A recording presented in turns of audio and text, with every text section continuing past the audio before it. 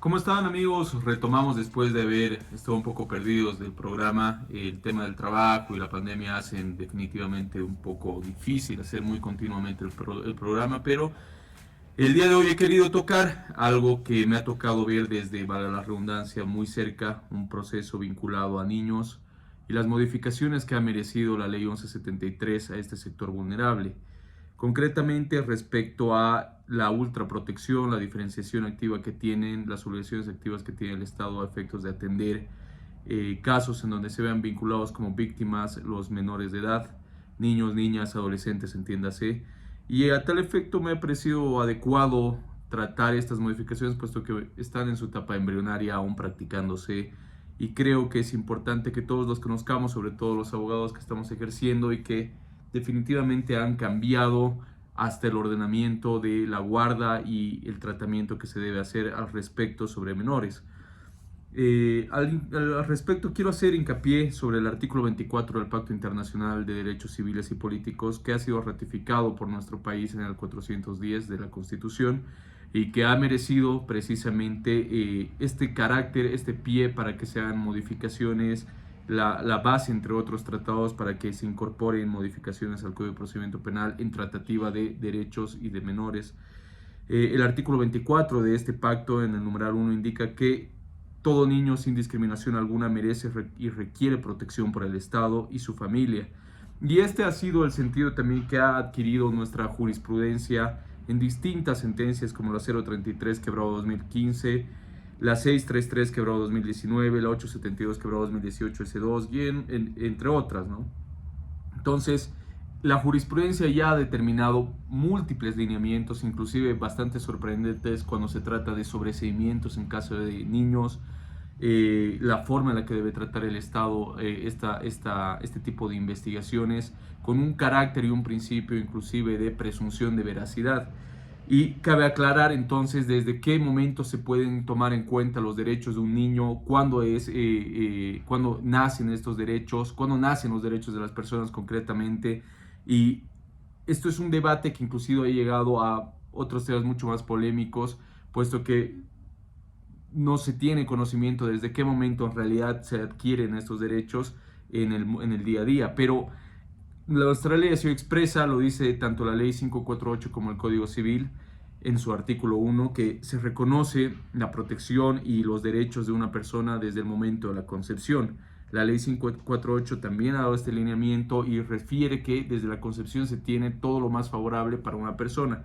¿Y qué es lo más favorable? La vida, los derechos fundamentales, la protección de derechos civiles, la protección de todo tipo de derechos y principios que ya están establecidos por la Constitución. Entonces, desde el momento de la concepción, donde se puede ser sujeto de estos derechos para todo lo que se beneficie. Entiéndose así todas las obligaciones por consecuencia que tienen el Estado para la protección ultraactiva de este sector. Entonces, se es persona y se tiene esta calidad desde que se ha concebido. Y en ese entendido son las bases para que la justicia penal haya considerado precisamente el tratamiento especial de este sector. He estado analizando y es algo que definitivamente me preocupa bastante, el índice de violencia que existe en nuestro país respecto a los menores.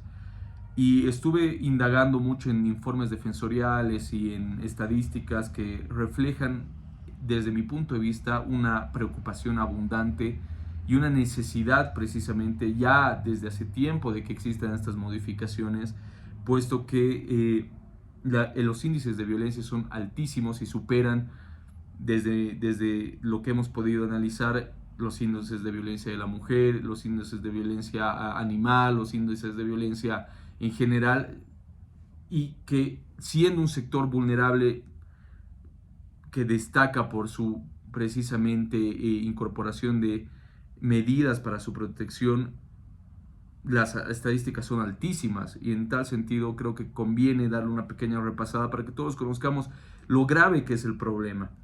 El último informe defensorial que he podido analizar y que me llama poderosamente la atención, es el que indica que en Bolivia 34% de niñas y 23% de los niños en Bolivia fueron sexualmente agredidos antes de cumplir 18 años.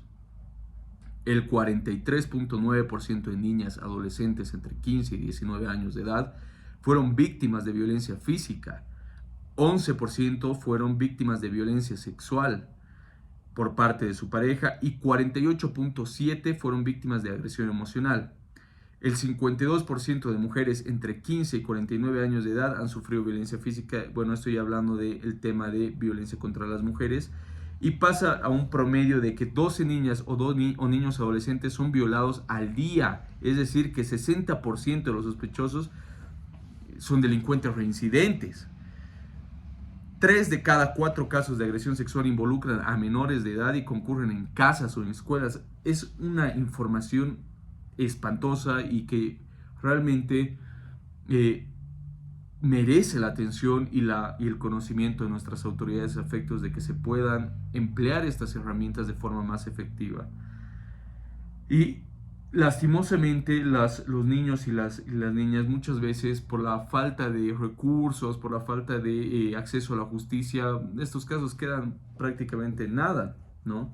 Entonces el derecho ha atendido este llamado, esta necesidad con la incorporación de nuevos artículos en la Ley 1173 que determina medidas de protección especiales para los niños cuando se inician, y ese es uno de los ejes centrales de este programa, precisamente las medidas de protección especial que se han determinado en la Ley 1173.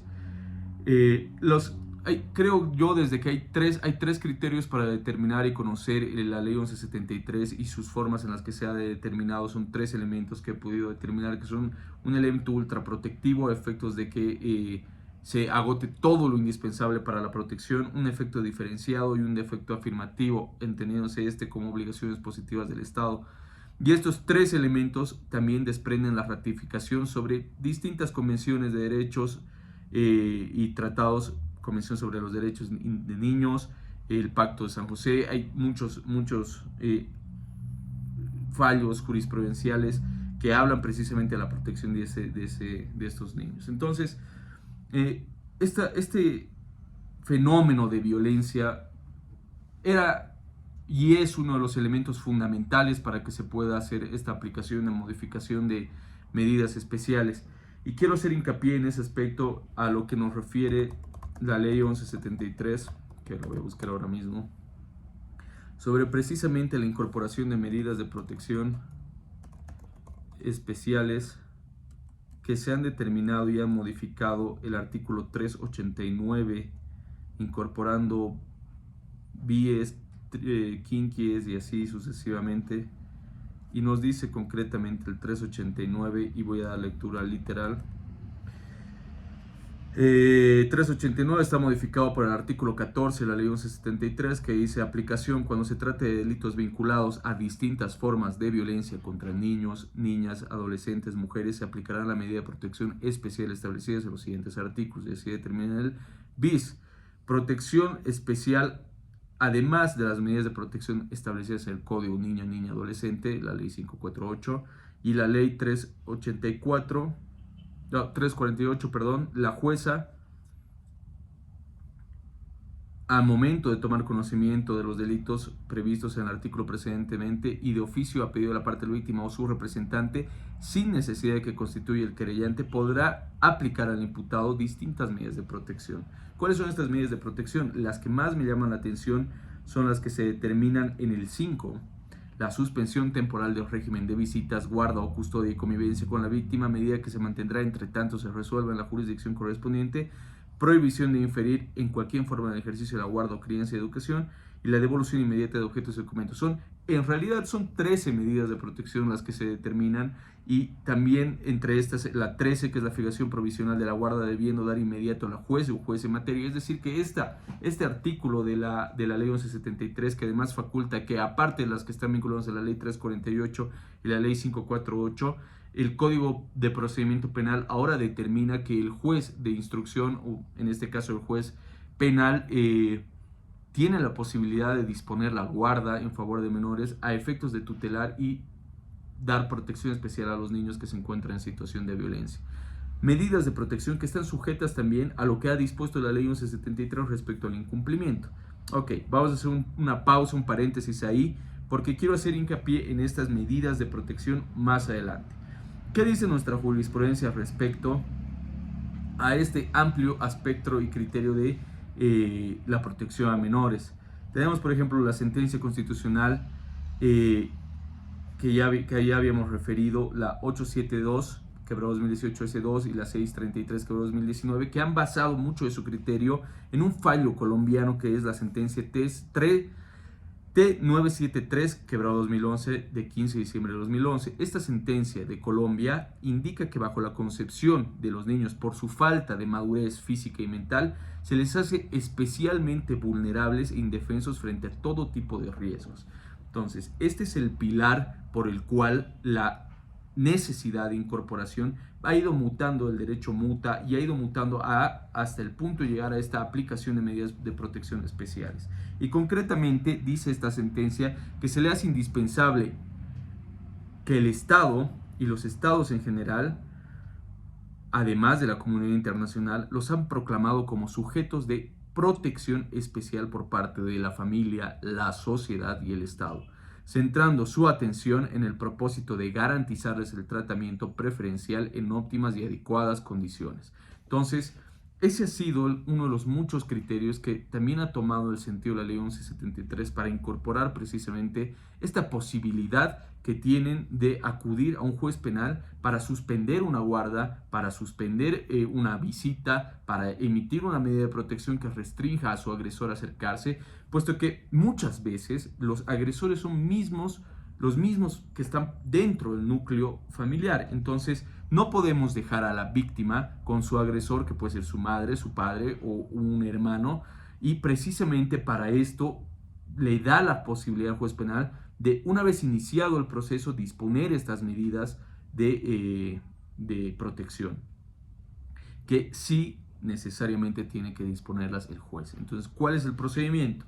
Si inicia el proceso, el fiscal puede emitir medidas de protección acorde a la ley 348, la ley 1173, e incluso la policía, la ley le faculta a la policía a emplear estas medidas de protección en tanto se ponga en conocimiento del control jurisdiccional. Pero el juez es quien, uno, tiene que homologar las medidas de protección y dos, imponer estas medidas de protección especial de acorde a lo dispuesto, que tiene que estar también en base a un principio de informalidad, a un principio de presunción de veracidad respecto a lo que dice un niño, que nos dice la ley que cuando un niño denuncia violencia, la ley está obligada a creer esta violencia. Y tres, un principio de interseccionalidad para valorar este criterio sesgado, este criterio precisamente amplio para la protección al sector más vulnerable. Entonces, del cual inclusive también está vinculado a la protección de mujeres en violencia, que ya lo hemos tocado en otro podcast. El 6.2 de la sentencia Colombia T973, quebrado 2011, que ha sido utilizada en nuestros fallos de jurisprudencia, da también interés especial en proporcionarle a los menores un tratamiento preferencial, que implica adoptar una forma de comportamiento determinado y un deber ser que delimita la actuación tanto estatal como particular de las materias que los involucran. Entonces, ahí también hace hincapié en un principio de interés superior al menor, que es el que rige también la actividad de las defensorías de la niñez, los jueces en materia de violencia, los jueces en materia de familia, los jueces en materia de niño, niña, adolescente, donde habla precisamente de este interés superior, que es un concepto de extrema importancia y que se ha transformado en enfoque tradicional para el tratamiento de menores de edad. El interés superior rebasa cualquier otro de los principios que da precisamente velar por lo mejor, lo más conveniente al tratamiento de un menor que se encuentra en 1. Sector de vulnerabilidad, 2. Sector de violencia o una situación de violencia, mejor dicho, y una consolidación de una posible, de un posible hecho que ha atentado contra su vida, su integridad. Entonces, esas son las bases por las cuales se han sentado precisamente estas modificaciones, que además van consecuente con la línea que ya ha trazado nuestra jurisprudencia.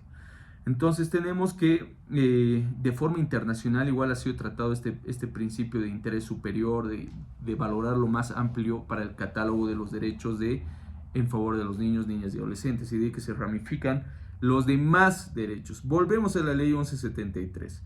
La incorporación que se hace de medidas de protección para fijar precisamente herramientas prácticas para la protección de estos menores han sido ahora incorporadas, además de las que ya dispone la ley 348. Ahora, hay una pequeña crisis, bueno, yo no diría pequeña, hay una crisis procesal y colisión entre materia de familia, materia de niño, niña, adolescente especializada y materia penal. ¿Qué prevalece? ¿Qué pasa si un juez ha determinado, por ejemplo, la guarda el 2015 a un menor en favor de su madre? El 2020 la madre se convierte en agresora. ¿Prevalece esta guarda? La medida de protección puede modificarla. Hay una colisión entre juez penal y juez de familia especializado o juez de niño, niña, adolescente especializado. Sí, hay una colisión que se tiene que tomar en cuenta para la precisión de los anteriores principios y para la aplicación de estos. Se tiene que tomar en cuenta lo mejor, lo más favorable para el menor, el principio de lo más favorable para el menor, que también está vinculado al favor debilis, el principio de interés superior del menor, y entonces el juez penal puede disponer la suspensión de esta guarda y ponerle en conocimiento al juez de familia que existe un proceso penal en donde el menor es víctima y se han dispuesto medidas de protección en su favor que por consiguiente modifican la situación jurídica y la guarda del menor. Entonces, esta colisión se resuelve en una conexión que debe haber entre los órganos jurisdiccionales, los juzgados, para que los jueces, para que estos tengan uniformidad y tengan también ambos, se unifiquen estos criterios en favor del menor. Entonces, evidentemente esta colisión es resolvible. Estamos en una etapa muy embrionaria de la situación de los menores. Estamos en una etapa muy embrionaria en la aplicación de sus derechos. Y hay muchas formas que también aplican para la protección de estos. El procedimiento, cuando hay menores vinculados, obviamente tiene que basarse en un principio de celeridad inmediata, en base a un principio de inmediatez, un principio de el interés superior al menor, y así consecuentemente optar a todas las herramientas que da el órgano jurisdiccional para su protección. Entonces, tenemos que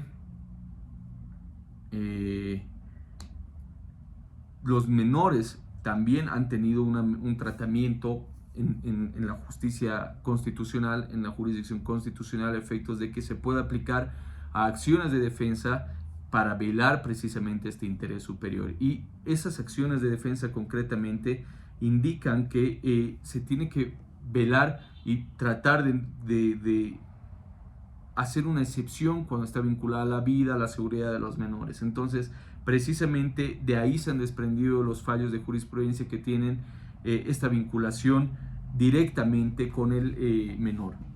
Ahora, cuando se hace, las investigaciones de los menores resultan claramente complejas, toda vez que como tienen este carácter de vulnerabilidad y hay una alta exposición por parte de sus agresores, que pueden ser sus padres o a terceros, los peritos, los especialistas en valoraciones psicológicas tienen que tener un amplio criterio de interseccionalidad, de normativa, de pericia, para determinar que puede haber inclusive un síndrome de alienación parental que precisamente permita encubrir indirectamente a su agresor, o encubrir y favorecer al agresor precisamente porque está inducido a miedo, intimidación, coacción. Entonces, este síndrome es importantísimo momento de determinar precisamente una valoración psicológica, una entrevista con el menor, puesto que si los especialistas tienen que tener la pericia de determinar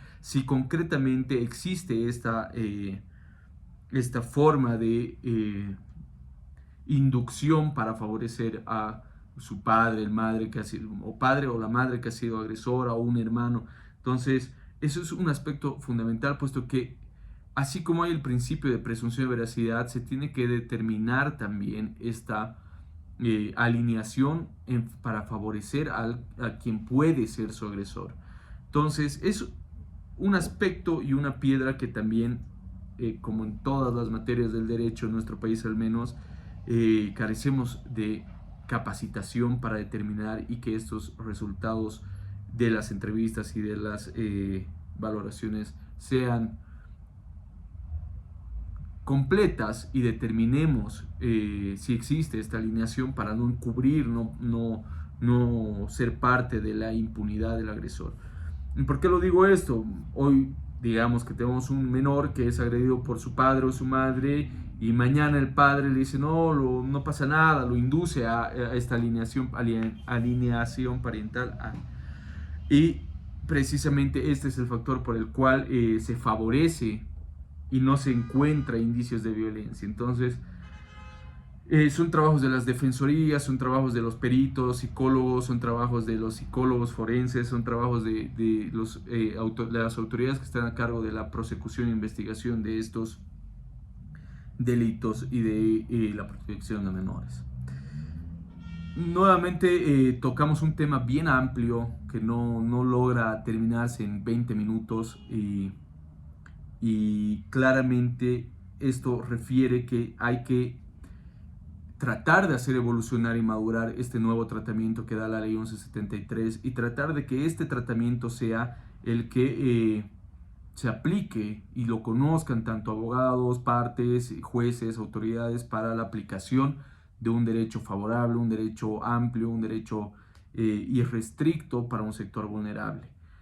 Sueño con una justicia en donde se le dé protección más a los niños que a otros sectores que, si bien merecen tutela, los sectores más vulnerables merecen una ultra protectividad del Estado. Entonces, básicamente este es el eje por el cual se debe tratar las investigaciones en materia penal, en justicia penal, sobre menores de edad víctimas de violencia.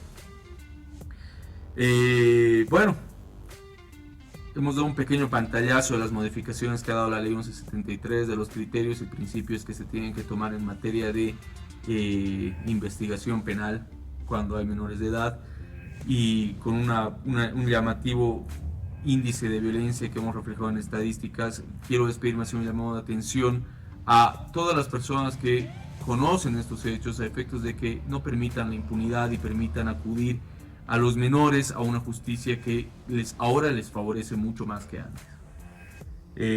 Bueno, me despido. Mi nombre es Juan Carlos Camacho. Pueden seguirme en mis redes. Estamos en Instagram, estamos en Facebook. Suscríbanse al canal de YouTube para ver nuestros videos. Ahora vamos a tratar de retomar un poquito más seguido el programa y espero que esto les ayude de alguna forma, aunque es un tema muy amplio que comprimimos en 20-25 minutos, pueda servir para dar luces a los efectos de la defensa de los menores. Que sí, todo esto está en etapa embrionaria, pero depende de cada uno que esto madure y evolucione. Nada más, muchas gracias por su atención, muchas gracias, compartan el programa, mientras más se comparta mejor, y nos vemos en el próximo episodio de Hablando Derecho. Chao.